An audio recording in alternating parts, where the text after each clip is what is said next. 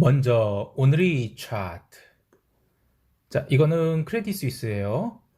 이거 YTD인데 여전히 바닥권이죠. 하지만 한 달 정도를 놓고 보면 12월 첫날 저점을 찍고 나서 반등이 빠르게 나왔다가 12월 8일 날 중간 반등 주고 어쨌든 주봉은 고가권에서 마감을 했어요.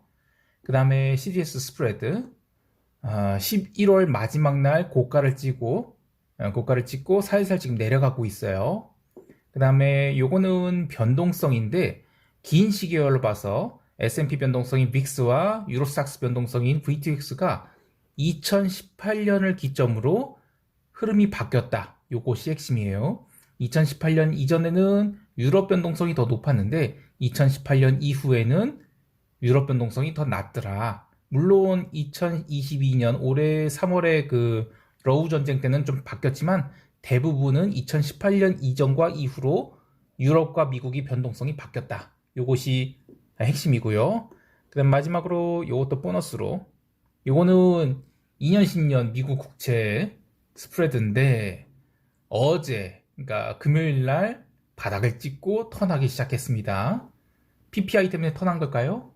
자, 그것은 시황에서 얘기할게요. 자, 시황 시작합니다. 42시간 전에 마감한 트레이더가 생생하게 전하는 42시간인데 생생하진 않네. 죄송합니다. 자, 글로벌 마켓 리뷰 델타1입니다. 우리 시장은 반등에 성공을 했지만 해외 시장은 또 이게 뭐지 싶은 조정을 받았는데요.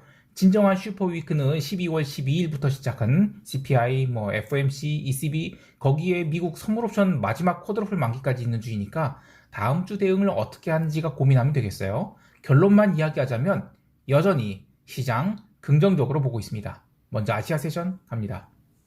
우리 시장은 옵션 만기일 이후 콜옵션, 풋옵션 양 클래스 모두 미결제 약정이 넉넉하게 쌓일 때까지는 의미 없는 변동성 매도가 진행될 것으로 보았는데요. 사실 금요일에 변동성이 좀 죽긴 했어요. 근데 해외 시장의 변동성이 아직은 버티고 있죠. 그래서 V코스피 지수는 생각보다 덜 빠졌습니다.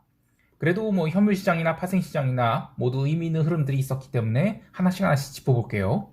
우선 현물 시장에서는 삼성전자와 SK하이닉스 등이 잘 버텼고 그간 고점에서 잘 버텼던 LG에너지솔루션, 삼성 SDI, LG화학 이런 것들이 크게 빠졌어요. 그런데도 불구하고 주가지수 인덱스는 안 빠졌단 말이에요. 오히려 1% 상승을 했죠. LG엔솔 이런 것들이 시총 2위, 6위, 7위 종목이에요. 그리고 이런 것들이 3% 그리고 마이너스 6% 이런 식으로 급락을 했는데도 주가 지수가 밀리지 않고 플러스가 났다. 이게 핵심입니다. 그러니까 차익 실현을 시장이 잘 받아내고 있다라는 것이에요. 파생 시장에서도 긍정적인 흐름이 있었습니다. 변동성 매도 흐름이 아까 이야기한 거고 선물 미결제 약정이 현재 27만 계약이다. 그럼 잔존을 치고는 미결이 꽤 많이 남아있는 셈인데 그런 와중에도 증시는 점심 이후로 선물 베이시스가 계속 개선되면서 지수를 계속 받쳤어요. 그래서 종가에 아랫꼬리를 잘 달고 올라오게 됐습니다. 다만 본격적인 방향성 베팅은 나오지 않았다고 보는데 어차피 지금 양 옵션 미결이 충분히 늘어나기 전에는 방향성 베팅을 기대하기가 어렵죠. 그래서 시장이 빠지지 않았다. 요거에만 초점을 맞추는 것이 좋겠습니다. 참고로 지금 선물 베이시스는 굉장히 콘텐고 상태예요. 이것을 지금 현재 수치를 보면 이거 백오데이션 아니냐 하실 수 있지만 이론 베이시스 대비로는 지금 굉장히 콘텐고입니다. 그만큼 배당이라는 게 지금 분산되어 있어서 12월 배당이 얼마 안 나올 수 있다는 그런 얘기도 있고요. 자, 어쨌든 지난주에 옵션 만기일 관계로 304.50까지 내려갔던 지수의 저점을 빠르고 강하게 깨지 않는 이상은 좀 더 기간 조정을 이어가다가 방향성을 잡을 것 같은데 그래도 냉정하게 이야기하면 금요일에는 이 콜옵션 317 이상의 미결제 약정이 대량으로 쌓였어요. 그래서 올라갈 수는 있어도 폭등 같은 건 없다라고 선언하는 것 같아요. 아무래도 지금 슈퍼위크를 앞둔지라 우리 시장이 선도에서 달려나가기는 부담스러운 것이겠죠. 현물 트레이더의 관점에서도 종합주가 지수 2350선을 깨는 건 좀 아니지 싶어도 2400 이상으로 강하게 달릴 모멘텀은 또 뭐가 있을까 아직 자신감이 없는 상황이죠. 이럴 때는 일봉 역추세 매매에 대한 유혹이 강하게 생깁니다. 그러니까 해외 시장 눌려서 마감한 금요일 우리 시장 갭다운 나면 매수하고 싶고 해외 시장에 혹여 상승 마감했다? 그럼 우리 시장에서 갭상승 나왔을 때 매도하고 싶은 그런 욕구가 생기는 것인데요. 그런 플레이가 단기 매매 관점에서는 좋은 성과를 낼 수 있어요. 하지만 포지션 트레이더의 입장에서는 이런 비추세 구간을 그냥 보내거나 욕심을 부리지 않는 것이 좋은데요. 비추세 구간에 맞들리게 되면 나중에 진짜 추세가 나왔을 때는 내가 이걸 왜 포지션을 갖고 있지? 이러면서 어느 순간 물려갖고 크게 손절하게 되기 때문이죠. 그리고 LG에너지솔루션, 그리고 LG화학, 삼성 SDI 같은 2차 전지기 주식이 급락을 했는데 이건 기본적으로 11월까지 강했던 주식에 대한 차익 실현을 보고 있어요. 그래서 이들에 대한 차익 실현이 나올 때 지수가 버티고 있다 그러면 시장을 부정적으로 볼 필요가 없겠습니다. 이따 미국 세션 이야기할 때도 미국 세션 할 때도 얘기하겠지만 그 월마트라든지 GE 같은 굴뚝 주식들, 또 엑선모빌, 뭐 쉐브론 이런 주식들이 살살살살 밀리고 있거든요. 그럼에도 불구하고 지수는 잘 버티고 있어요. 그래서 시장을 굳이 부정적으로 볼 필요가 있을까 싶어요. 자, 여기까지 하고 유럽 세션 넘어갈게요.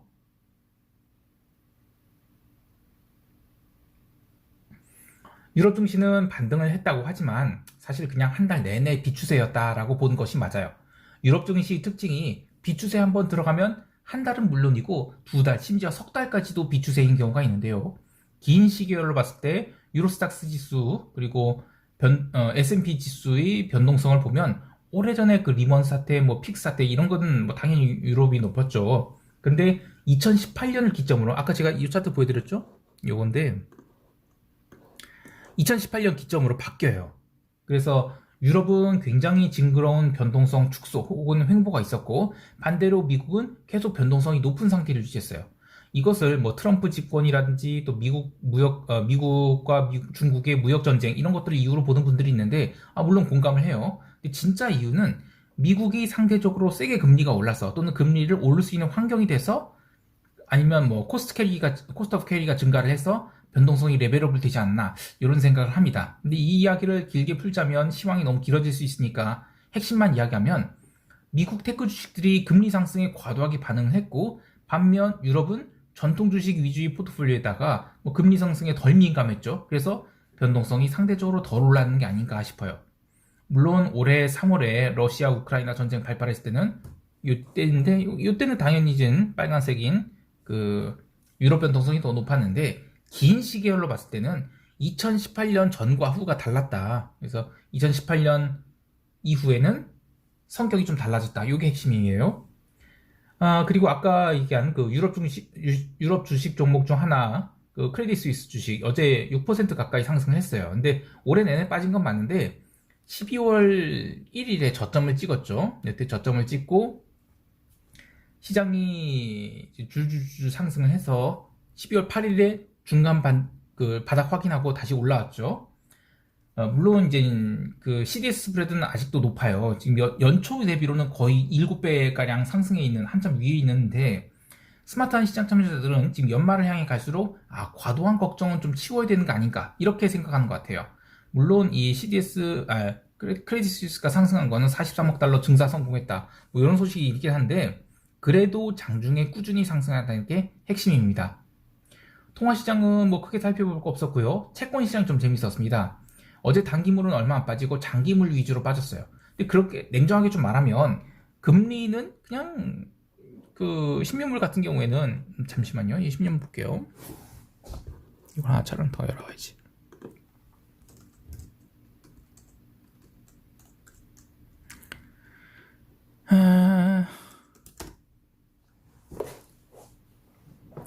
그냥 12월 들어서 제자리 왔다 갔다 한 거거든요.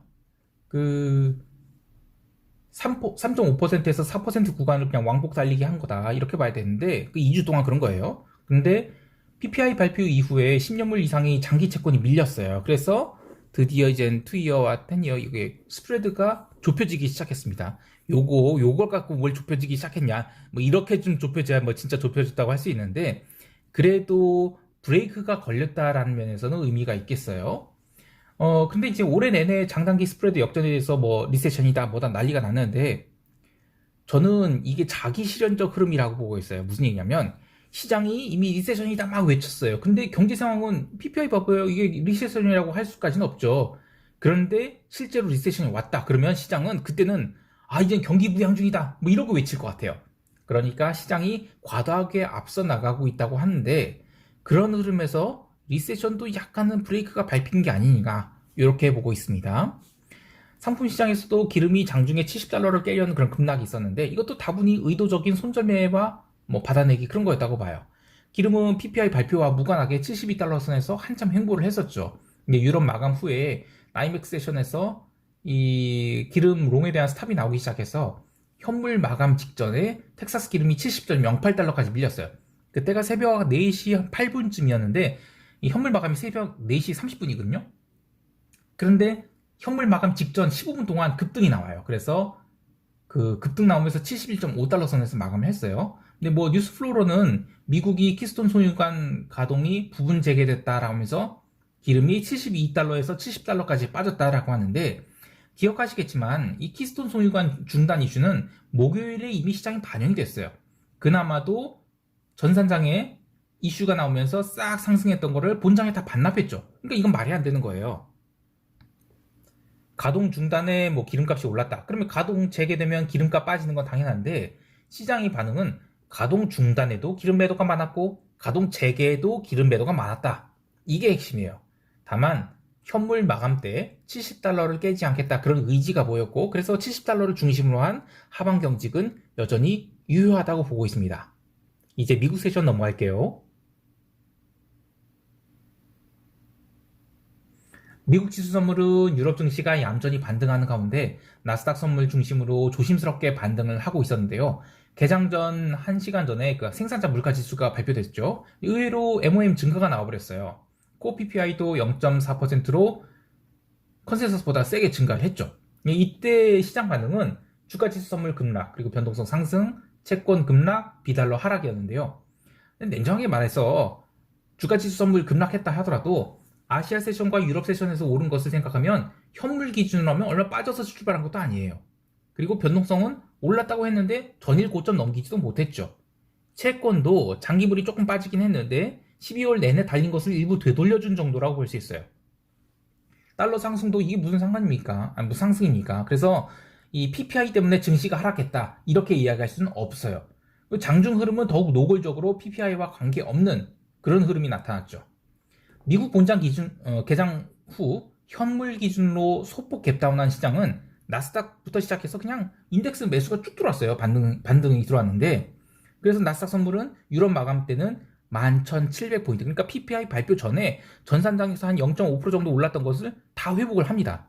이때 상승을 주도했던 종목은 테슬라, 애플, 마이크론, AMD 이런 것들인데 특별히 얘네들이 모멘텀이 있어서 올라온 게 아니고 그냥 PPI에 대한 시장 반응이 크게 걱정할 일은 아니었다라는 인식으로 갭 다운 나온 것에서 인덱스가 그냥 통으로 반발 매수가 들어왔다 이렇게 보고 있어요. 근데 인덱스 매수 들어온 것에 비하면 변동성 하락은 별로 안 됐죠. 그래서 이거는 진짜 방향성은 어차피 슈퍼위크가 다음 주니까 이번 주에는 방향성 없어 이렇게 보는 것이죠. 근데 이제 유럽 마감하고 나서 새벽 2시에서 5시까지 시장이 아주 지루한 장이 이어집니다. 근데 이때 올라줘야 되는데 시장이 못 올랐어요. 그러면서 계속 횡보하니까 이번 주 주봉을 롱으로 봤던 애들이 이거 롱 아니구나 이번 주는 아니구나 이러면서 포지션 정리 차원에서 막판에 장중 상승폭을 모두 반납하게 됩니다. 그러니까 핵심은 PPI 때문에 시장이 빠진 게 아니고 그냥 이번 주 주봉 롱을 봤던 애들이 다음 주다 하면서 포지션 정리 차원에서 내렸다라고 봐야 돼요. 그래서 이런 걸로 밀렸으면 감사합니다 하고 매수의 기회로 받아야 되는 것이죠.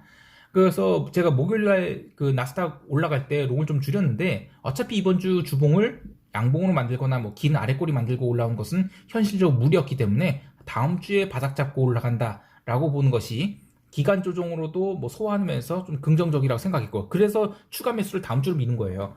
근데 만약에 PPI에 대한 시장 반응이 과격했다? 그러면 다음 주 매수가 부담스럽겠죠. 근데 지금 분위기는 전혀 부담스럽게 느껴지지 않습니다. 다만 개별 종목을 보면 약간 이상한 게 있어요.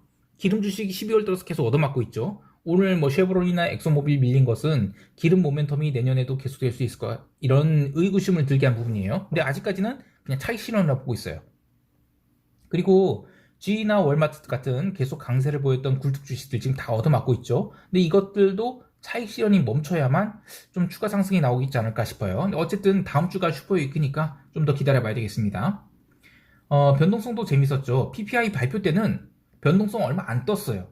오후장에 시장에 횡보하다가 마지막 1시간 남겨놓고 포지션 정리가 나오니까 그때 변동성 선물도 매도자들이 손절하면서 종가 고가로 마감했어요. 변동성 선물 콘텐츠가 지금 많이 줄어서 조금 신경 쓰이긴 한데 변동성이 주봉 양봉 만들었다고 다음 주 주봉이 계속해서 양봉 나오기에는 올해의 거래일이 얼마 남지 않았죠. 그래서 변동성이 계속 터진다고 보기보다는 그냥 슈퍼위크 주간에 시장이 등락을 할 때 변동성이 얼마나 더 오버슈팅할 수 있는지 아니면 반대로 이벤트 나왔다고 해서 변동성이 눌리게 된지를 관찰해 봐야 돼요. 근데 저는 트리거 포인트가 25.3포인트라고 보고 있거든요. 여기를 안 넘기면 계속해서 그냥 변동성 매도 관점 봐야 된다고 봐요. 특히 이벤트 발표에 변동성이 얼마 못 뜨고 다시 사그라든다. 그러면 다음 주에 증시가 중간 반등 바닥을 확인하고 레벨업을 한다라고 볼 것인데요.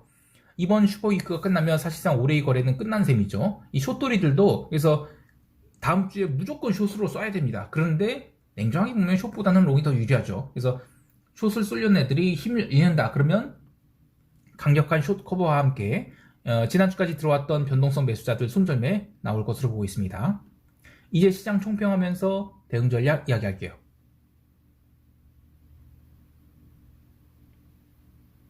우리 시장은 야간 선물 시장에서 지수가 소폭 눌리긴 했지만 이것 때문에 시장을 숏으로 볼 일은 아니라고 보는데요. 금요일에 결정될 줄 알았던 이 금융투자 소득세 이슈가 또 미뤄졌죠. 그래서 시장에 불확실성이 남아있긴 하지만 장중에 눌림 나오면 계속해서 풋매도 쌓아갈 계획입니다. 자, 그런데 여기서 이런 질문이 있을 수 있어요. 본 시황이 서두에서 시장이 오를 때 매도하고 시장이 밀릴 때 매수하는 이른바 역추세 매매에 길들여지면 안 된다고 했는데 지수가 오를 때 풋매도, 그러니까 상방을 잡지 않고 왜 지수가 내릴 때 풋매도 싸느냐? 이거 역추세 매매 아니야? 라고 하실 수 있어요. 이거 좋은 지적이에요. 근데 이것은 장세를 어떻게 판단하고 있는가에 따른 결과를 보시면 돼요. 시장이 강하게 오를 것이라고 보면 풋매도가 아니라 콜매수를 하든 선물 매수를 하든 주식을 레버리지 사든 이래야죠. 근데 시장이 점진적으로 오를 것이라고 보면 장중에 얼마든지 눌림이 나올 수 있어요. 그래서 하루 이틀은 눌려도 사흘째 오르고 또 나흘째는 다시 조정받고 이런 식으로 지루한 상승이 나올 수 있습니다. 특히 연말에는 방향성 플레이어들이 지금 북클로징하고 거래를 쉬기 때문에 강한 방향성 베팅이 부담스럽죠. 근데 전체 시황과는 롱으로 보고 있기 때문에 풋 매도를 해서 하단을 막고 그래서 트레이딩 바이 관점으로 접근하겠다라는 것입니다. 해외 시장에 대해서도 동일하게 롱 관점 갖고 있습니다. 물론 월요일 시장은 별 이벤트가 없어요. 그래서 굳이 따진다면 화요일 새벽 3시에서 그러니까 월요일에서는 화요일 넘어가는 새벽 3시에서 3시에 미국 10년물 국채 입찰이 있는데 이때 채권 실수요자들이 지금 얼마나 달라붙는지 요걸 좀 봐야 되고 그 외에는 방향성을 키울 건 없습니다. 그리고 나스닥 선물 매수에 처음 진입했던 가격인 11,552포인트 사실 이 자리로 내려간 거예요 그냥. 그래서 밀린 대로 또다시 롱 추가할 거고요. 기름도 밀리면 또 롱으로 대응할 계획입니다. 다만 이제 기름은 아직 변동성이 살아있어서 트레이딩 바이로 접근할 것인데 참 이번에 시진핑이 사우디 방문을 하면서 걸프만 국가들에게 너희들 기름 나한테 팔고 위안화로 결제 한번 해볼텨? 이런 얘기를 했죠. 근데 이거 선 넘지 싶지만 페트로달러는 한 번에 꺾이지 않아요. 그래서 저는 크게 걱정할 일이 아니라고 보고요. 물론 이렇게 떡밥이 던져졌으니까 내년에 이슈가 된다면 좀 더 깊은 리서치를 해봐야겠지만 일단 올해 안에는 큰 이슈는 아니라고 보고 있습니다. 자, 오늘 하루도 성공 투자하시길 바라고요. 이상 델타원이었습니다. 감사합니다. 이건 보너스.